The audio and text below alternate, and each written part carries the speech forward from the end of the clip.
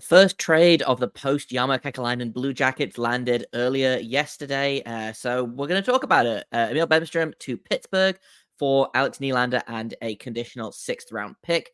That is the topic of today's Locked On Blue Jackets. You're Locked On Blue Jackets, your daily podcast on the Columbus Blue Jackets, part of the Locked On Podcast Network.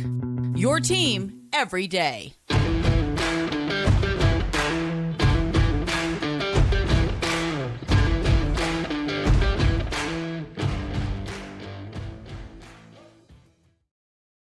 Hello and welcome to Locked On Blue Jackets, part of the Locked On Podcast Network, your team every day. I am, as always, your host, Jay Foster, here to give you the good, the bad, and the ugly about your favorite team and mine, the Columbus Blue Jackets.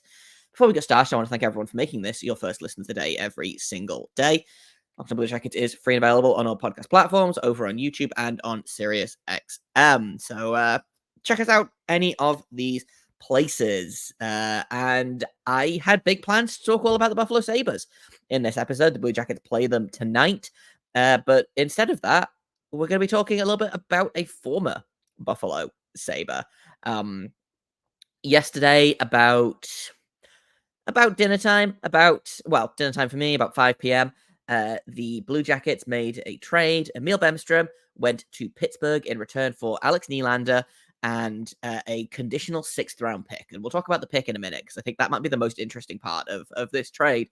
Emil Bemstrom is a guy that I have really, really wanted to figure it out in Columbus, because you see flashes of a really, really good, solid middle six piece, and he just hasn't been able to put it together. He's got 11 points in 32 games this season, 5 goals, 6 assists, and hasn't really been a factor. He's got a career high of 22 points in a season, which he had last season in 55 games. A few seasons ago, he had 5 points all season, and his only goals came 3 goals all in the same game, which I believe was like the last game of the season, which was very funny.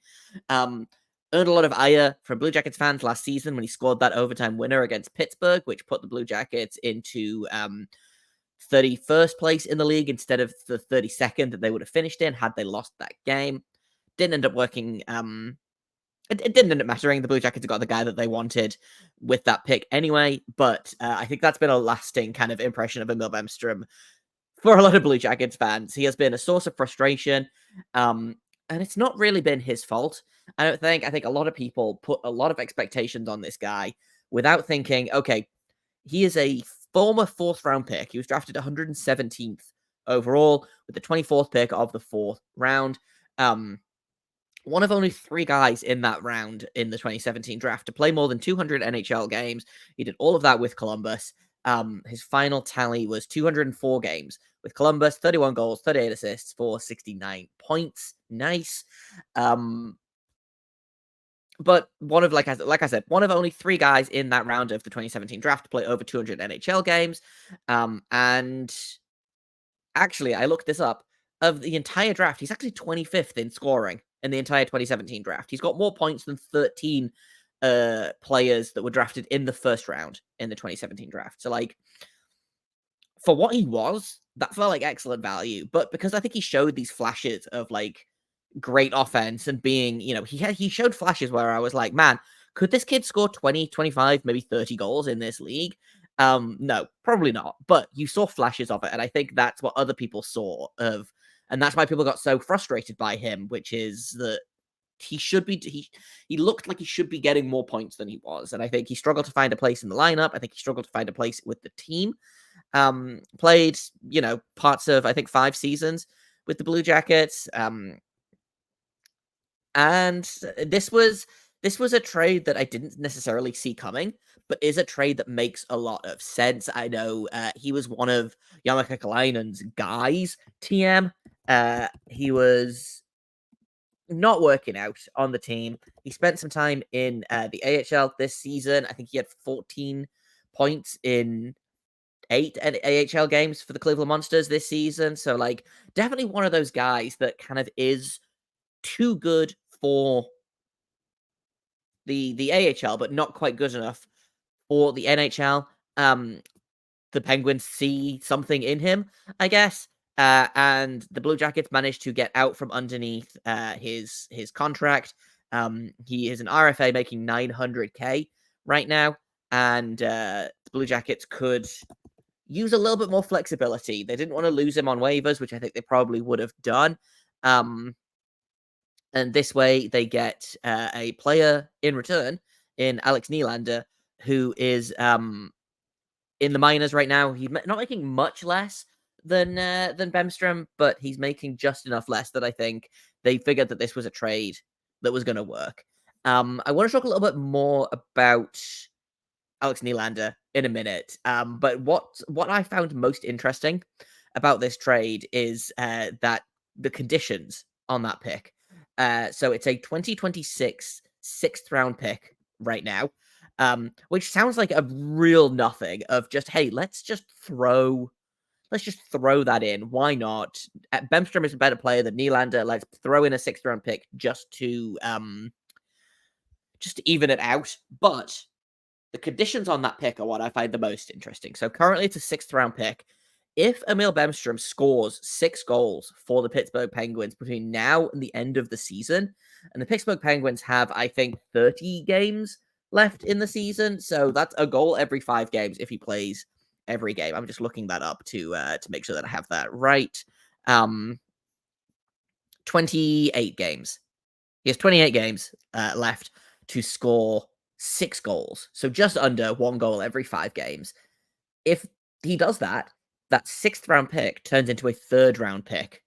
And a third round pick is definitely not nothing, which is honestly, that's why I said that it might be the most exciting part of this trade. Like, Nylander's an intriguing piece for the Monsters. Again, we'll talk about him in a little bit, but I think that third round pick is definitely, or that potential third round pick is something that I think is going to be really interesting to look at. Of course, what will probably happen is Emil Bemstrom will score 5 goals and then immediately get sent down to Wilkes-Barre Scranton, where he'll probably be great for them. They are pushing to make the playoffs, I think. They are. I'm just going to pull up the AHL standings now, which I definitely should have done before this. Wilkes-Barre Scranton are currently third in their division. They've got 60 points. And I believe 6 teams in the Atlantic Division make it. So, like, they're probably going to make the playoffs. Something very bad would have to happen for them to fall out of playoff contention. But Emil Bemstrom is definitely a guy that can help them in this. Just like Nylander, I think, is a player that can help the Cleveland Monsters. But I'm looking at this and I'm like, okay, this is 2 players that have not necessarily worn out their welcome, but 2 players that I think could maybe benefit from a change in scenery. Like, maybe the Blue Jackets get something out of Nylander. Maybe Pittsburgh get something out of Emil Bemstrom. Their power play is a horror show right now. Maybe he can help with that. He probably wouldn't make it worse. So that's kind of how I feel about that. I'm not like massively cut up about this trade. Like, it's not a trade that I was expecting. It's not a trade where I was like, man, they really need to get this guy off the team.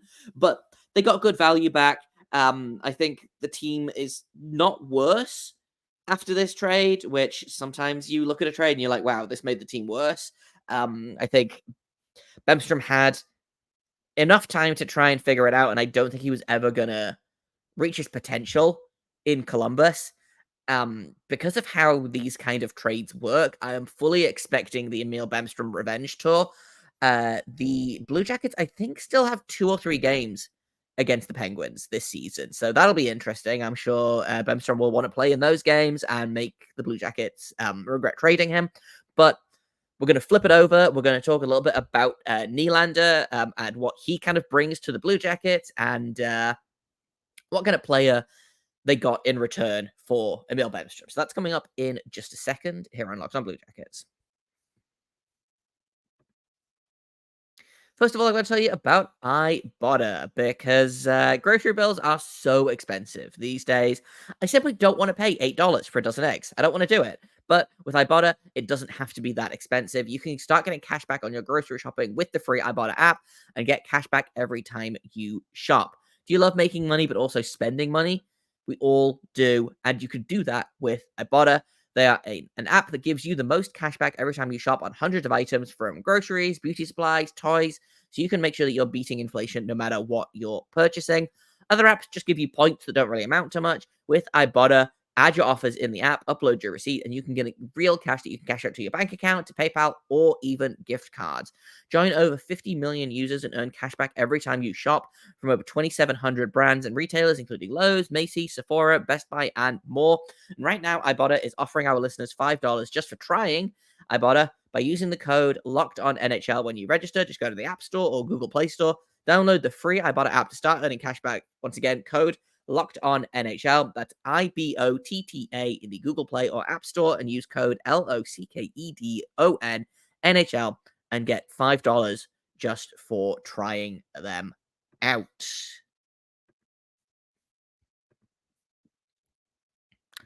Welcome back to Locked On Blue Jackets. We're talking about the trade that went down yesterday, which was Emil Bemstrom going to Pittsburgh for Alex Nylander and a conditional 6th-round pick that might become a 3rd-round pick. So what kind of player is Alex Nylander? Because I was not expecting much in this kind of return. Alex Nylander, I think, is... I hate to use the word bust because I don't think it's a useful tool to evaluate a player, but Alex Nylander was drafted 8th overall in 2016, has played 98 career games, which is more than half of, or less than half, excuse me, of what Emil Bemstrom played as a 4th-round pick taken a year later, and he has 34 points in those 98 games. So again, less than half, or just under half the amount of points that Emil Bemstrom has in... So he's sitting at about the same points per game, but he's just played way less. He's a scorer in the AHL. He's currently leading, or he was leading, the Wilkes-Barre Scranton Penguins with, I think, 34 points in 42 games. I'm just, again, pulling that up. 32 points in 43 games, excuse me. 17 goals, 15 assists. Again, leading his team in scoring. Is a really, like I said, a really interesting piece to pick up, especially the Blue Jackets, I think, didn't think that they could get Bemstrom through waivers. I'm not 100% sure on what the call-up, send-down rules are if you trade for another player, and then call him up. So I'm not sure what's gonna kick off there, but it sounds very much like Nylander is going to travel to Buffalo to meet the Blue Jackets, which is fun because he was drafted by Buffalo. Played, I think, 3 seasons there to start his career off. 3 seasons. He only played 19 games for them in total over those 3 seasons. Has only ever really played a full season once, and that was with the Chicago Blackhawks in 2019-2020. Played 65 games and had 26 points. Went to Pittsburgh, played 9 games last season, had 2 points. This season, he's played 5 games for the Penguins, averaged 13.52 in ice time, and has big fat zeros in every single category except shots. But no penalty minutes, no plus minus, no points. Like, he's got 10 shots on the season and a 100% face-off win percentage, which probably means that he took 1 face-off and won 1 face-off.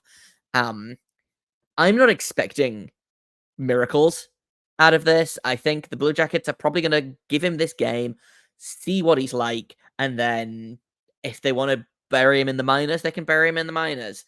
But if they can get, again, a useful bit of depth scoring, if they can, again, you look at like the conditions on that pick. If Emil Bemstrom gets 6 goals for the rest of the season, then the Blue Jackets get a 3rd-round pick instead of a 6th-round pick.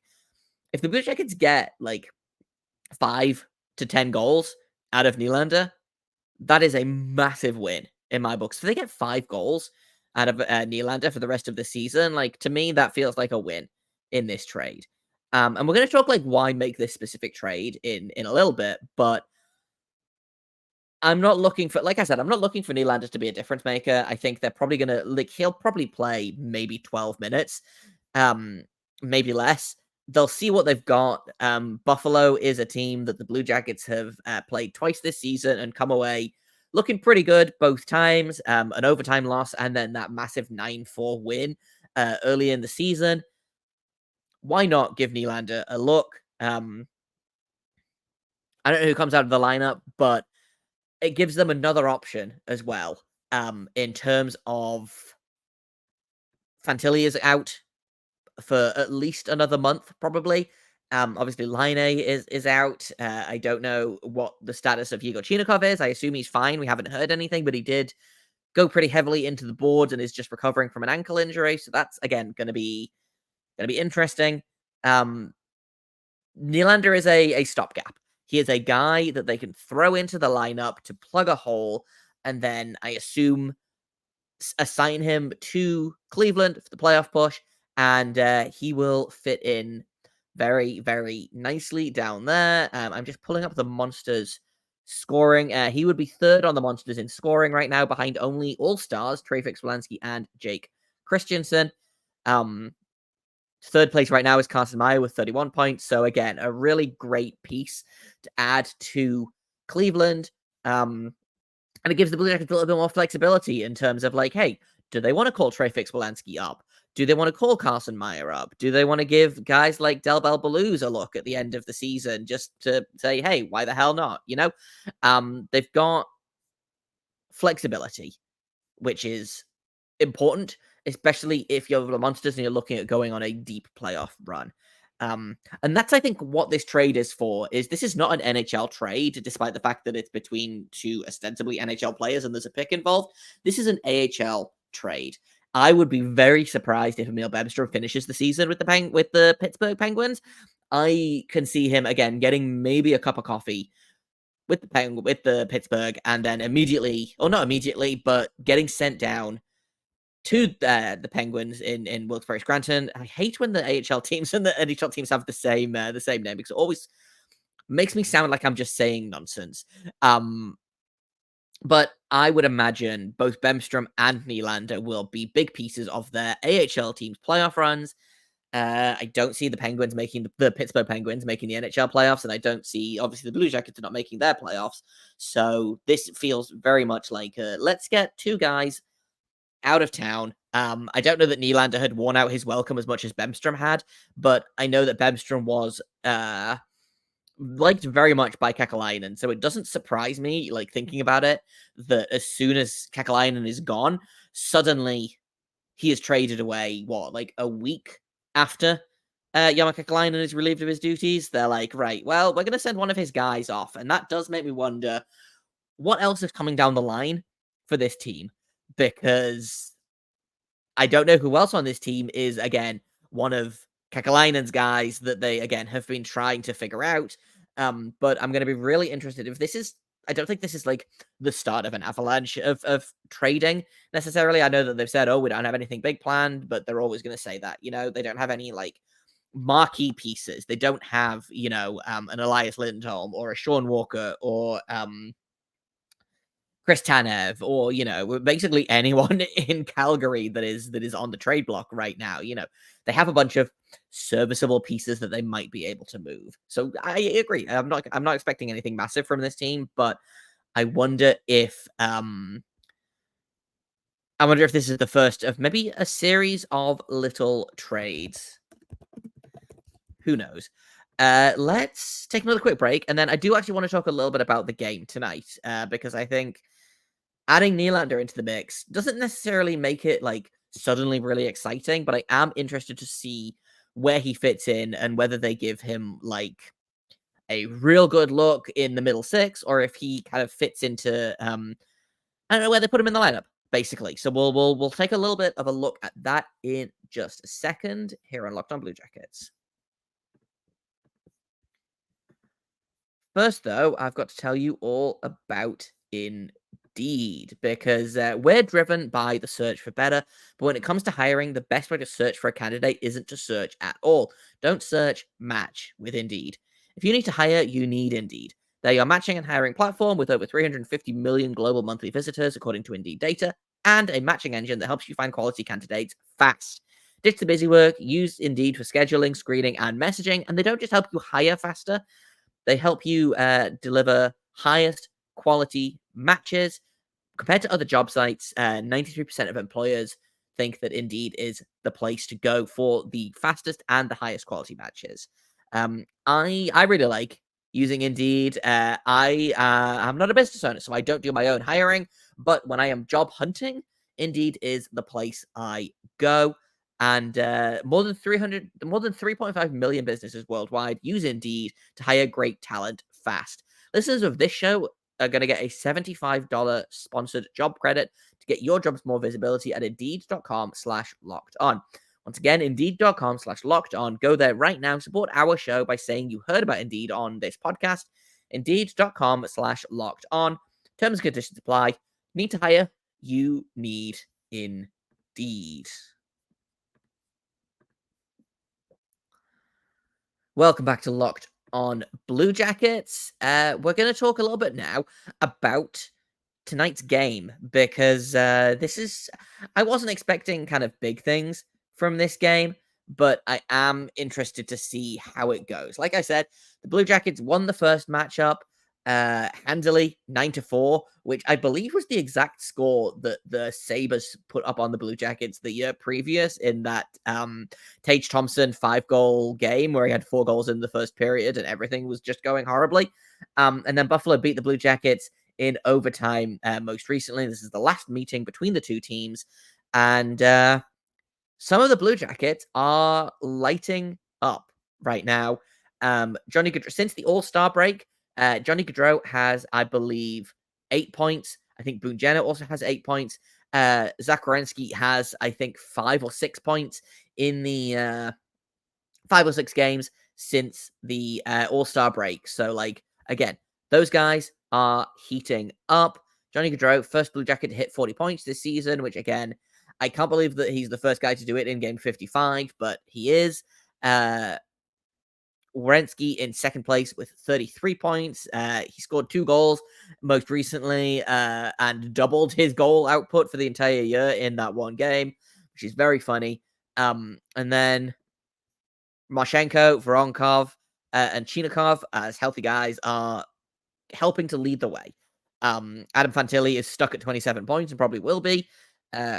Boone Jenner now has 18 goals on the season, so he's a couple of goals away from 20. He might hit 30. He's been red hot recently. He has got 5 goals in his last 5 games, 8 points in his last 5 games. Gaudreau with 7 assists. Those two are developing some real nice chemistry, which is fun to see. So I'm expecting those two to again have a big night against Buffalo. As much as it pains me to admit it, like that top line is producing offensively right now. Adding Roslovic, I still would move Roslovic somewhere else, but he's not being actively detrimental to that line, which is genuinely surprising, honestly. I don't know what's going on, but I do know that it's working, so I'm just not going to question it, quite frankly. In terms of the Sabres, Jordan Greenway has 3 goals in his last 5 games. Dylan Cousins has 4 assists in his last 5 games. Ukko-Pekka Luukkonen is doing extremely well in goal, again, behind a defense that is not as good as it seemed. I think the defense has really been struggling this season, which is surprising because Rasmus Dahlin is a star. Owen Power is having kind of a down season, which seems stupid because I think last year was literally his rookie season.